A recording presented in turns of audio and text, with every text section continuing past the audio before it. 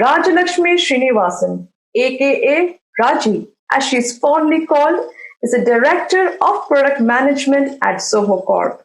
In her 20 years experience with the company, she has gained extensive experience ranging from database scaling and network monitoring to application performance tracking and end user experience management. She currently leads the application performance monitoring section inside 24 by 7 at Zoho Corp. Please tighten your seatbelts as few minutes from now, she's going to talk all about enhancing digital end user experience with secure websites. Ladies and gentlemen, please put your hearts and souls to welcome Ms. Rajalakshmi Srinivasan. Raji, the stage is all yours. I'm Rajalakshmi Srinivasan from Site 24/7. Happy to meet you all virtually through this talk. My topic today will be on enhancing digital end user experience with secure websites. So the agenda that I have for today that I'll be discussing are on digital transformation and what's the importance of user experience. What is DevSecOps? The theme of this conference being DevSecOps. So how do I see DevSecOps as, and what are the challenges that they have in IT monitoring, and importance of tools, and about our own tool that we use. So stay along with me throughout the session. Let me first start with the digital transformation. So this is not something new. This digital transformation has been ruling the world for the past 15 years now. It all started way back in 2005 with the when cloud started picking up, and every industry around us is greatly disrupted because of digital transformation. You take any industry, could be automobile or banking or finance, education, retail, manufacturing, IT itself. So every industry has undergone transformation, or they are in different stages of the transformation. So this pandemic time has only added to it. More and more businesses are moving digital. And if you could see, kids no longer go to schools. They have online classes.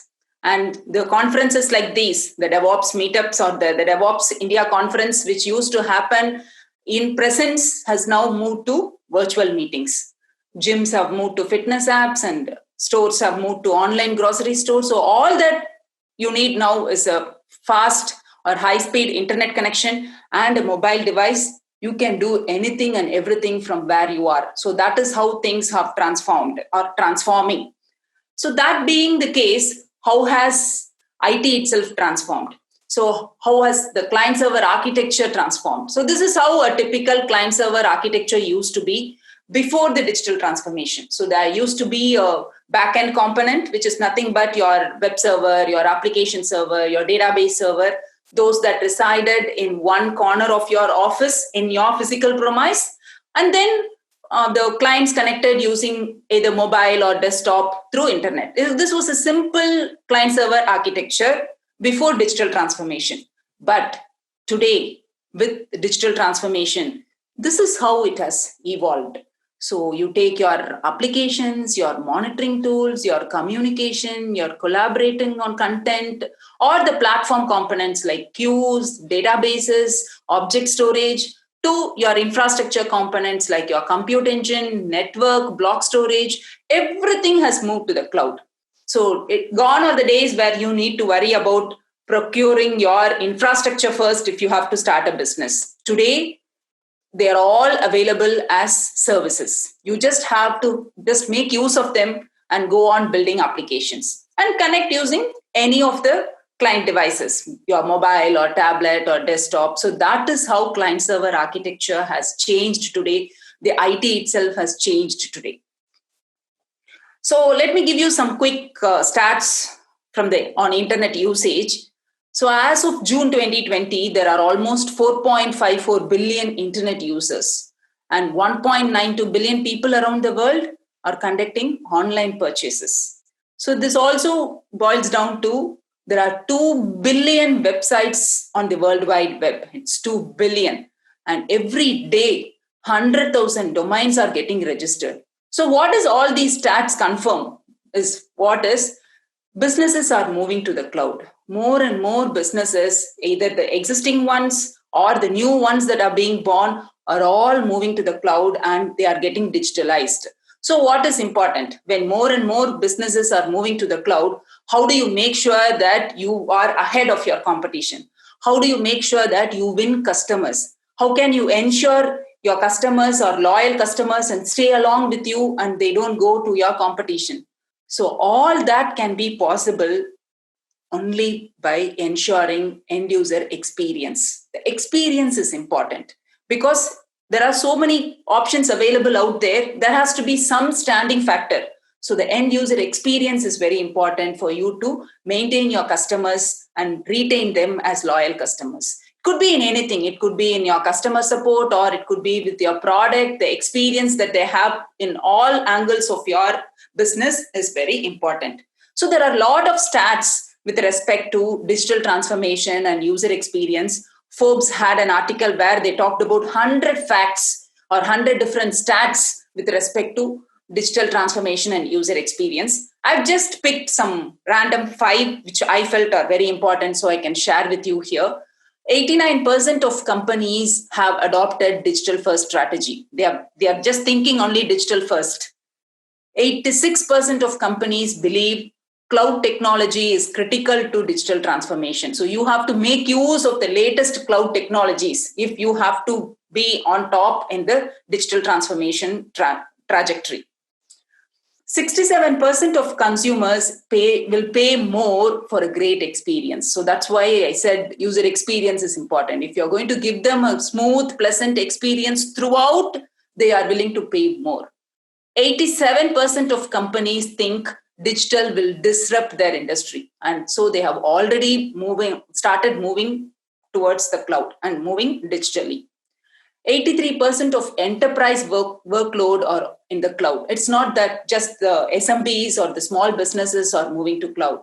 Even enterprises have started to feel the need of getting digitalized, and 83% of enterprise workload is already on the cloud. So all these stats only reconfirm that user experience is important. Usage of latest technologies to transform your business to digital is very, very important.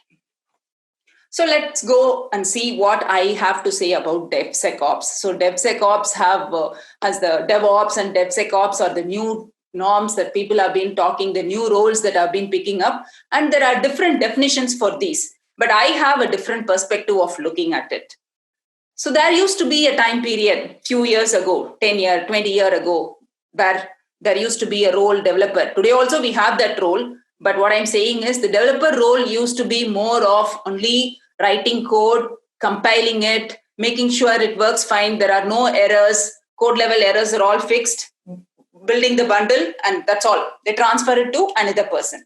The other person is the operator who actually takes care of deploying the build, attending to end user complaints, making sure the SLAs are maintained, taking care of the availability and performance of the application, do some analysis on top of the performance metrics that are collected. All those used to be the role of the operator.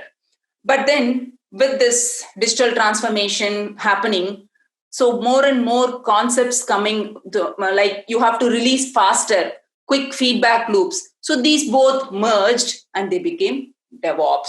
So DevOps is more like a person who should have some amount of knowledge of what is happening at the code level to how it is being deployed and attending to customer complaints. So they have to have a complete knowledge of what is happening in the end-to-end of the client-server architecture, be it their websites or infrastructure or their applications. So the DevOps person is responsible for maintaining the whole application end-to-end.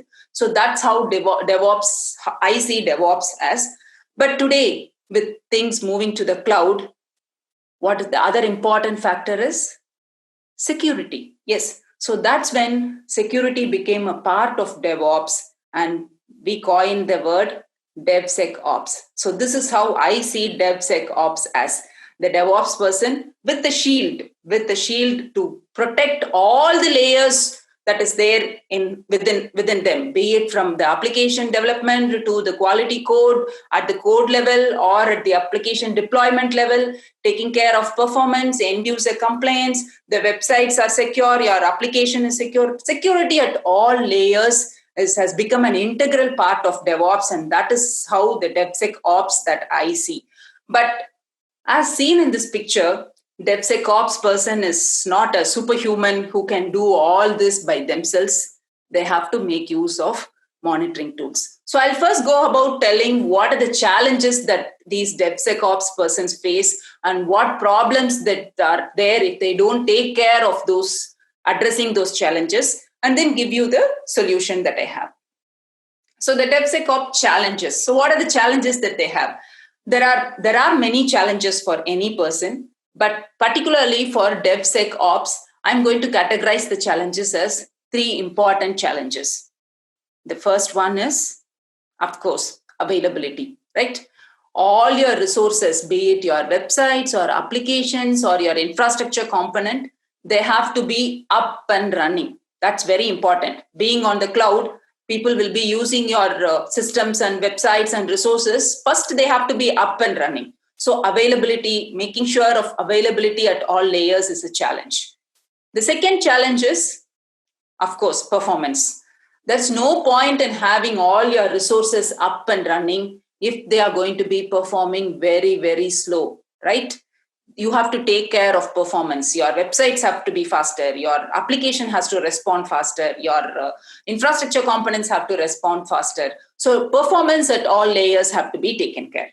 And the third important challenge is security. As I said, being in the cloud, making sure your customer's data is secure. One user's data is not visible to the other user. You make sure that your system is not being capable of being hacked by others, hackers. So all those security at all these layers, from websites to applications to infrastructure, has to be maintained. And that's another great challenge. So I see these 3 are the important challenges which the DevSecOps person has to take care of. So let's get into details of each of this challenge. The first one is availability challenge. So as I said earlier, the industry standards claim they don't expect 100%. It's almost near 100%. It's not even this 99.9. Today it has been moved to a stage where it is 5 digits, 99.999% available if the systems are.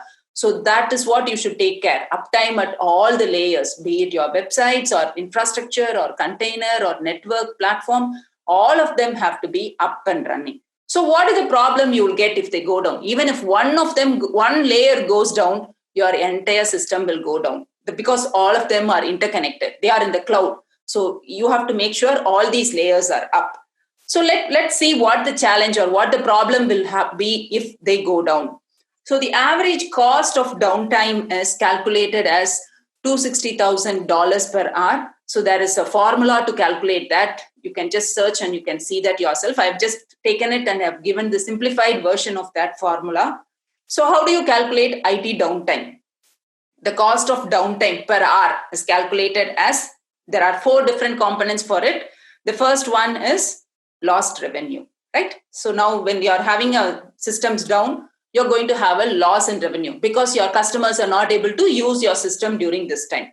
So how do you calculate the lost revenue? Lost revenue is calculated as revenue per hour into number of hours the system has been down. So that's the main part of the cost of downtime. The second component is lost productivity. Because your system is down, your employees are not able to do any productive work. See, being in the cloud, people are also working in the cloud. So the lost productivity is calculated as employee salary per hour into number of employees, into number of hours the system has been down. So that's how you calculate lost productivity. The third component is recovery cost. Because your system has been down, you will have to do some repair services, you have to replace some part, and if some data is lost, you have to spend some money and time in recovering those lost data. So all that attribute to your recovery cost. And there is this fourth important component, which is intangible cost. the brand image that you're going to lose, the reputation that will go off because the system is down. The customer loyalty will go off. They will not come back. They will assume, oh, okay, you're going to have downtime. Why should I do or use your business, use your product? So the intangible cost is something you don't have a formula to measure it, but that's also an important factor. So when you put all this together, so this is how they have arrived at that amount. So it is important for you to make sure your components are not going down. So it's not just the revenue loss. Remember, revenue loss is only the tip of the iceberg. There are more to it. There is going to be customer churn. There is going to be this blame game of who caused this downtime among employees, among your developers and operators. Because when something goes down, people want to make sure that it is not their fault. So that blame game happens and that leads to employee frustration. There is going to be damage in brand reputation, and which is going to in turn increase your mean time to detect and mean time to repair.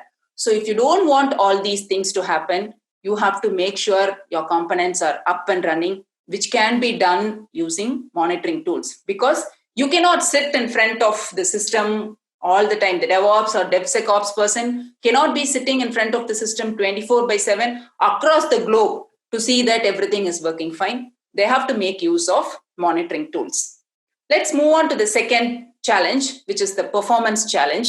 So as I said earlier, in this fast-moving internet world, nobody has the time or patience to sit through pages that are going to take forever to load, right?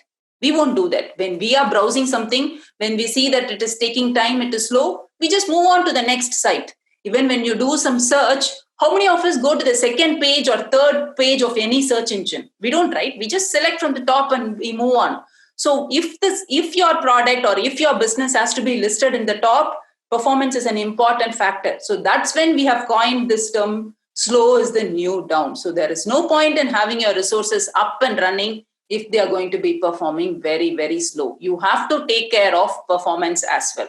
So I'll give you now some quick stats as to what will happen or what are the consequences if you don't take care of performance. So how are website performance, or how does website performance affect shopping behavior? So if you have to, this is again stats that has been done through a survey and they have plotted this. So if you have to plot a graph of page load time in seconds versus page abandonment increase as a percentage, as the page load time increases, more and more people are going to abandon the page. That's what this graph shows. And there are some more stats to it. 47% of consumers expect a web page to load in 2 seconds or less. It's not even 5 or 6 seconds. People are talking about milliseconds and nanoseconds, which is very important. So 2 seconds or less is what consumers expect. 40% abandon a website that takes more than 3 seconds to load. They just move away to different websites. 79% of shoppers who are dissatisfied with the website performance are less likely to buy from the same site again. They won't come back to the same site. They'll just move away. So that's what the survey says. 52% of online shoppers state that quick page load time is important to their site loyalty. So that's the intangible measure that I talked about. If you feel that if the pages are loading faster and you become a loyal customers are important for any business.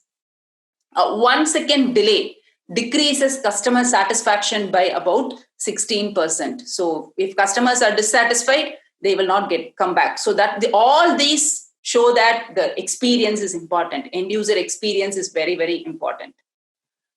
44% of online shoppers will tell their friends about a bad experience online, right? We all do that, right? When we have some bad experience, we will definitely tell our friends, even though some of us may not even share the good experience, but definitely a bad experience will be shared. That's in the goodwill of the friend, but it is a bad for the business. So make sure your business, your entire infrastructure from websites to applications to your server components, all of them are giving quicker response time. That again, I'm saying, it can only be done using tools. Your monitoring tool should have the capability to tell you where the problem. If your response time is 5 seconds, the tool must have the capability to tell you 3 seconds is being spent in the front end load for loading the images. that will give you an eye opener to go and optimize that. So that is very important, which can again be done using monitoring tools. Moving on to the third challenge, which is an important challenge again, the security challenges. So we have seen what will happen for availability, what will happen for performance. Now, security is another important thing because, as I said earlier, now that all the data is there in the cloud. So we are responsible for the data that we are storing. As business owners, you are responsible for your end customers' data to make sure that the data is secure. Nobody hacker can get in and get those data and go away. So all those things are very important. And if you see security, there are 150 plus security measures or metrics to take care. But what I will be discussing here is more to do from the end user perspective, which is from the website perspective. So what are the challenges that a person has that they have to take care of, making sure that websites are secure? So those are some things that I will be discussing in this section. The first and primary challenge is to monitor your domain expiry. The domain name that you have, www.thedomainname.com, it could be .com, .in, it could be anything, but that domain name for your business, right? I'm just having an example as Zilker.com. All the businesses have a domain name, the digital businesses. And your domain name is the face of your business. And your domain name is an important IP, your intellectual property for your business. Because if you have been using that, and after some time, if somebody takes that away, that's going to have a great impact on you. As domain owners, you would have purchased this from an authorized person. How do you make sure that you renew that before they expire? There are a lot of examples to see that even enterprises or known brands have forgotten about domain monitoring or repurchasing, and they have faced a lot of issues. So monitoring your domain before they expire, so you have to set notifications. The tool has to notify you 60 days in advance, 90 days in advance, so that you make sure you have your domain with you is very, very important. The second important thing for you is to take care of your SSL certificates. Now, none of us log into a site that is not secure. That's how we have all become. Gone are the days where redirection happens. We also sometimes log into the HTTP sites. But today, everything security is very critical. The SSL certificates are important. The certificate chain is important. Your SSL certificate, again, shouldn't expire. You have to make sure that you're monitoring your SSL certificate and you are notified well ahead so that you can go and purchase them or renew them. Because that if you lose your SSL certificate, your domain becomes just HTTP, you lose customers. So these are small things, but we have seen in history that people have missed or people have forgotten about this, and that has caused a great impact for their business because customers leave if you don't have a HTTPS secure site. So SSL certificates are important. We don't want our customers to face this, right? The website is reported to be unsafe. None of us want, as business owners, we don't want the customers to see this. This happens because your IP and domains are being blacklisted. So how can you, there are a lot of blacklisting providers where you can check, is my IP safe? Is my domain name safe? So the tool that you choose must be able to check your IP and check your domain name against the standard blacklist providers that are available. I've just listed few blacklist providers here. So your tool must be able to check against these and say that your IP is safe, your domain is safe.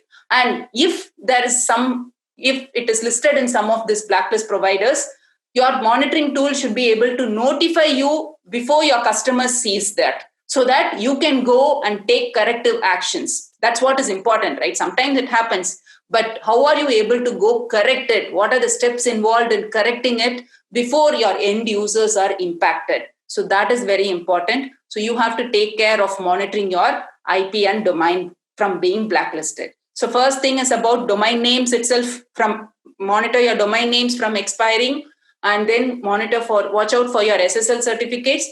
The next important thing is IP and domain blacklisting. Moving on to the fourth, I'm talking about 5 things here. The fourth important point is taking care of your brand reputation. When you have a page again, from end user perspective, you have a web page. There are thousands of sub pages within that particular main page. There are thousands of pages. How can you be very sure that none of those pages have some malware software in it, have some phishing software, unwanted software in it? How can you be very sure? Again, there are standard tools that are available. Google has a safe browsing list against which your brand name or all of your pages have to be checked, and you have to make sure that there are no unwanted software or malware in your system. You don't want your customers to face them. That has to be taken care. And that's what I mean by protecting your brand reputation. And the last important point that you have to take care is from your website defacement. So every time when you upload a page, you have to be very sure that what you intend to see is what you're uploading. You don't want any unintended changes to happen to your web page. So by defacement, there are different defacements that can happen. Some of them are script defacement. Possibly a script tag in your page has been modified. An anchor tag has been modified. Or is there a change in image? Somebody can, without your knowledge, change an image or change a link, embed some iframe, or your text itself can be modified. You have to be very sure the changes that you are uploading are what you intend to. You don't want some unintended software to be uploaded in your web page. That's what I mean by web page defacement. And you have to monitor for all these defacement. So these are some of the points. There are many, many more with respect to security itself, but these are some of the important things that as business owners, as website owners, you have to take care so that your website is secure. So the three different challenges that we talked about are with respect to availability. Uptime is important. Performance, you have to make sure that your resources are responding faster, and security. So I call these three as the three pillars of DevSecOps. That's what I would call as. It's not that one is important, the other can be ignored. No, all three of them have to be given equal importance, and you have to choose a tool. As I said, monitoring tools are important for all these things. You have to choose a tool that will take care of monitoring all these metrics. Don't go for different tools for each of these metrics. Use a single tool for all these metrics. So solution is monitoring tool that should give you the availability metrics, uptime metrics, or performance metrics, CPU utilization, memory utilization, or what is the response time split up, or with respect to security metrics. Is there any malware or phishing software in your web pages? So all those has to be given by a tool. Choose a tool that is required based on what your business need is and what your customer needs are. So Site 24/7 is one such tool in the market. So it's an all-in-one platform that can give you metrics for all your availability, performance, and security metrics that are needed for websites.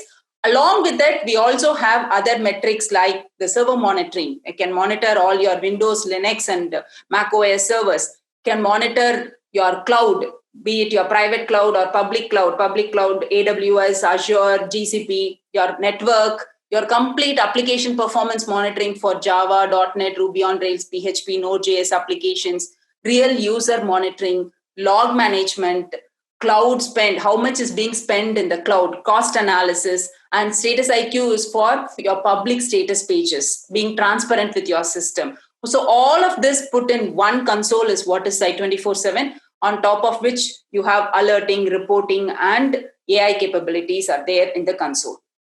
So being a cloud provider, there are 10 different data centers in 5 different regions. We have a primary and a secondary data center in US, in Europe, in India, China, and Australia, so that you can be sure that your data is residing within the geographical boundaries. You can choose whichever data center you want. Being a cloud provider, we make sure that we take care of security, compliance, and privacy, and we have all these certifications as well. So with that, I come to the end of my presentation. So the key takeaways are user experience is important in this digital world, DevSecOps and the challenges of uptime, performance, and security. All these challenges are important. And the DevSecOps person has to make use of monitoring tools to address these challenges. Site 24/7 is one such tool that can help IT people to deliver great end user experience. So a last quote before I finish. So we shape our tools and they in turn shape us is a quote by Marshall McLuhan. What this means is The tools that you have in your hand has a great impact in your day-to-day activities. If you have a hammer in your hand, you will only end up hitting the nail. Even if it is a screw, you will only end up hitting it.